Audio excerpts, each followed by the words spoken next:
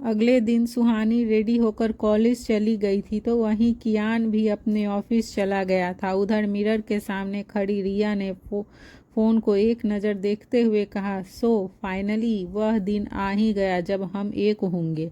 यह कहते हुए रिया एक लिविंग सॉन्ग गुनगुनाते हुए वॉशरूम में चली गई और शावर के नीचे खड़ी हो गई।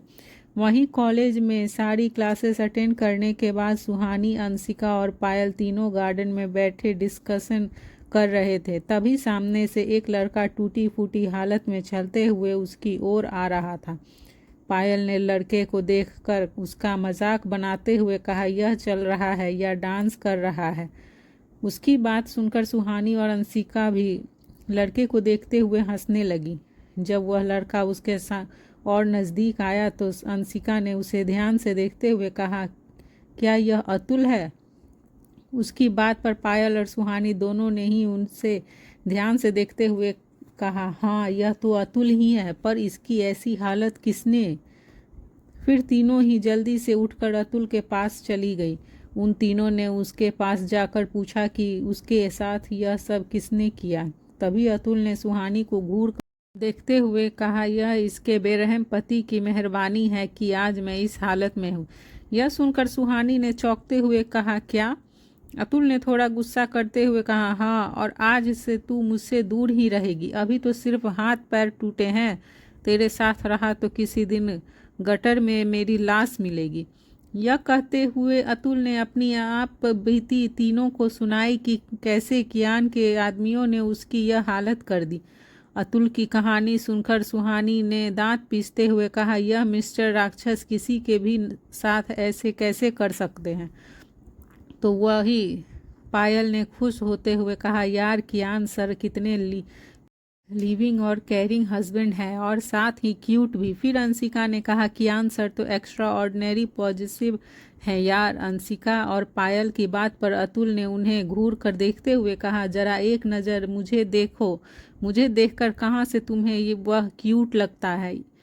He is not a cute, he is a dangerous यार। सुहानी ने अतुल की दिलासा देते हुए कहा, तू टेंशन मत ले, मैं उससे बात करती हूँ।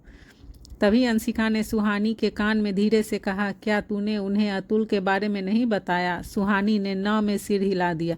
तभी अंशिका ने मुंह बनाते हुए कहा, तभी तो आज बेचारे की यह हालत है, बता देती तो बेचारा इस तरह टूटता फूटता तो नहीं।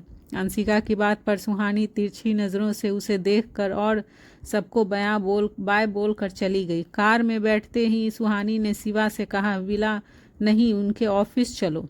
शिवा ने ओके कहा और कियान के ऑफिस चला गया। सुहानी गुस्से में थी, वह कियान से लड़ने के फुल मूड में थी। ऑफिस पहुंचकर सुहानी को वैभव से पता चला कि कियान ऑफिस में नहीं है, वह अपने होटल में है जहां उनकी फॉरेन क्लाइंट के साथ मीटिंग हो रही थी। सुहानी शिवा के साथ कियान के होटल चली गई।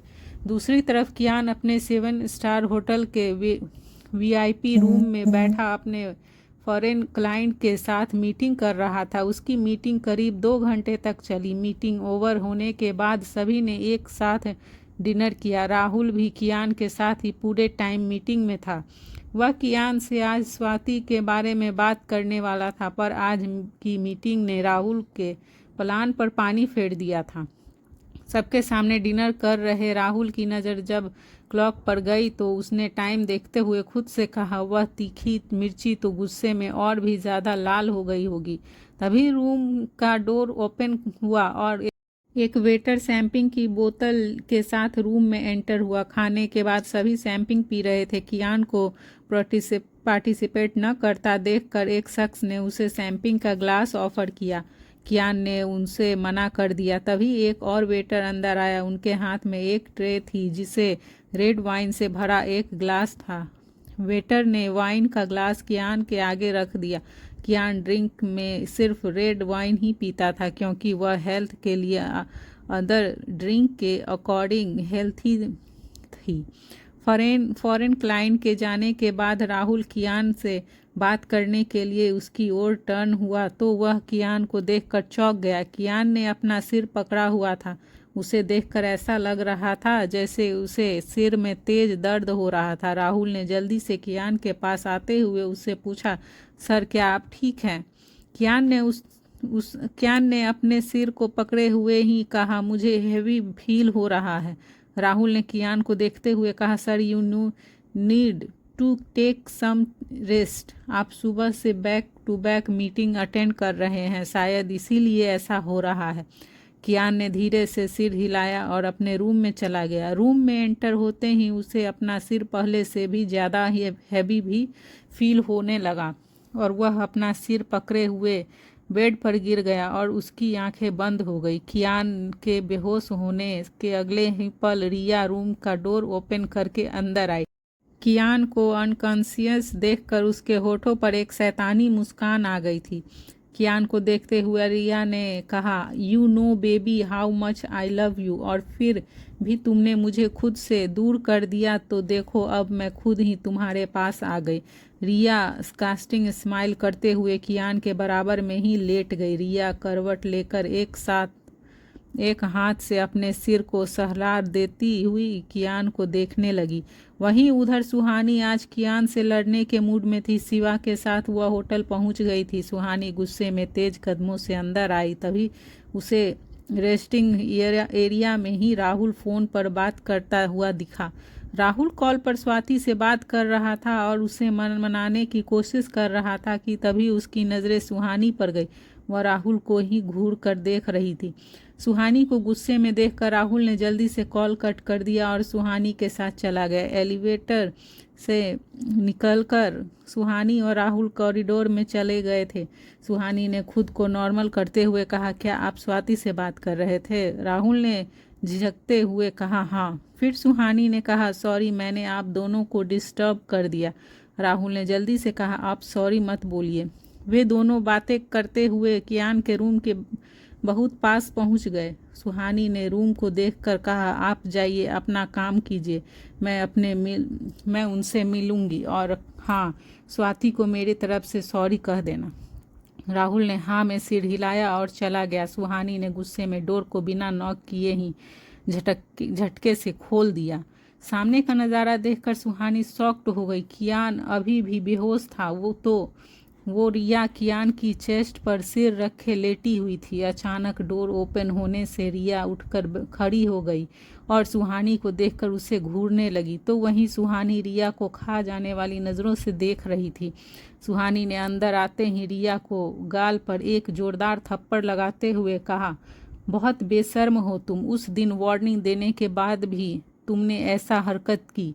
हिम्मत कैसी हुई तुम्हारी मेरे हस्बैंड का फ़ायदा उठाने की? यह कहते हुए सुहानी ने एक और थप्पड़ रिया के गाल पर जड़ दिया। लगातार 2 थप्पड़ पड़ने से रिया को गोरे गाल टमाटर के जैसे लाल हो गए थे। रिया ने खुद को संभाला और दांत पीसते हुए कहा, बस बहुत हो गया। हिम्मत कैसे हुई तेरी रिया रायचंद्र रावत पर हाथ उठाने की? सुहानी ने उसके गाल पर एक और थप्पड़ मारते हुए कहा, ऐसे। रिया यह देखकर शॉक्ड थी। एक मामूली सी लड़की ने उसे देखते ही देखते 3 थप्पड़ मार दिए थे।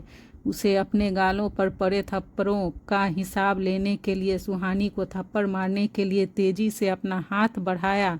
सुहानी ने भी उतनी ही तेजी से उसके हाथ को पकड़कर हवा में ही रोक दिया। यह देखकर रिया और खिसिया गई थी। तभी उसने सुहानी को धक्का दे दिया। ऐसे अचानक धक्का लगने से सुहानी खुद को संभाल नहीं पाई और वह सीधा बेड पर कियान के ऊपर जा गिरी।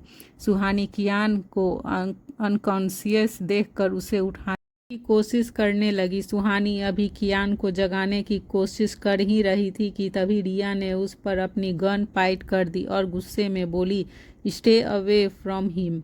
सुहानी ने मुड़कर रिया को देखा तो उसके हाथ में गन देखकर वह शॉक्ड हो गई। रिया का सामना करने के लिए उसके पास कुछ भी नहीं था। उसने अपने हाथों से कियान के पैंट की पॉकेट्स भी टटोल कर देखी, पर कियान के पास भी कोई गन नहीं थी।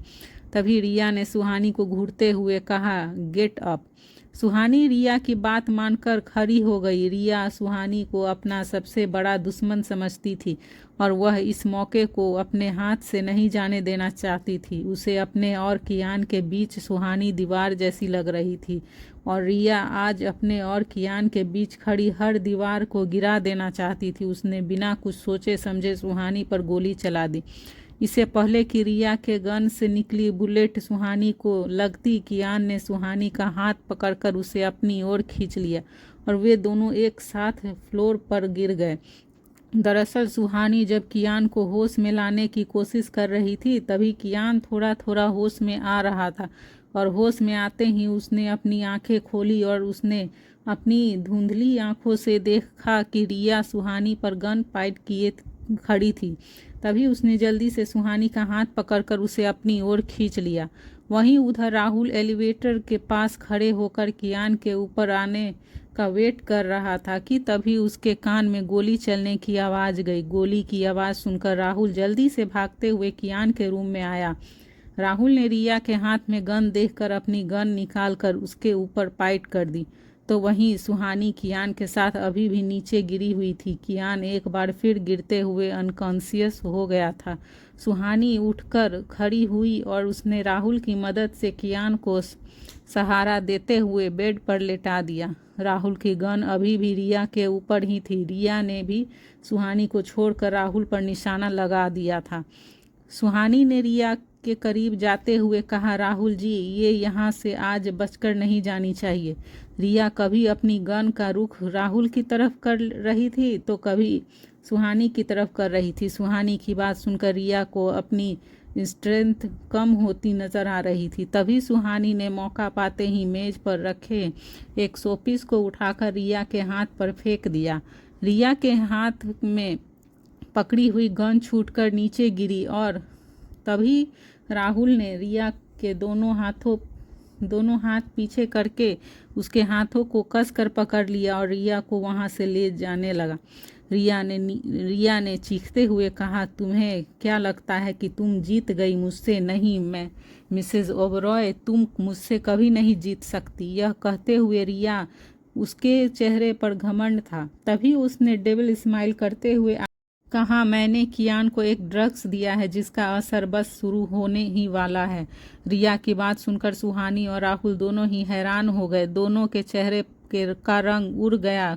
देखकर रिया ने कहा, वह कोई ऐसा वैसा ड्रग्स नहीं है। वह ड्रग्स कियान की स्ट्रेंथ को 10 गुना बढ़ा देगा और फिर कियान खुद पर से ही अपना कंट्रोल खो देगा। वह ऐसे बिहेव करेगा लाइक अ मॉन्स्टर। और तुम्हें क्या लगता है मिसेज ओबरॉय, तुम कियान के उस रूप का सामना कर पाओगी? नेवर। तुम कियान के उस रूप का सामना कभी नहीं कर सकती। तुम जैसी लड़की तो कियान के सामने बिल्कुल नहीं टिक सकती। और अगर कियान ने खुद को रोकने की कोशिश भी की तो उसे बहुत तकलीफ होगी, इतनी कि उसका मन करेगा कि वह खुद को शूट कर ले।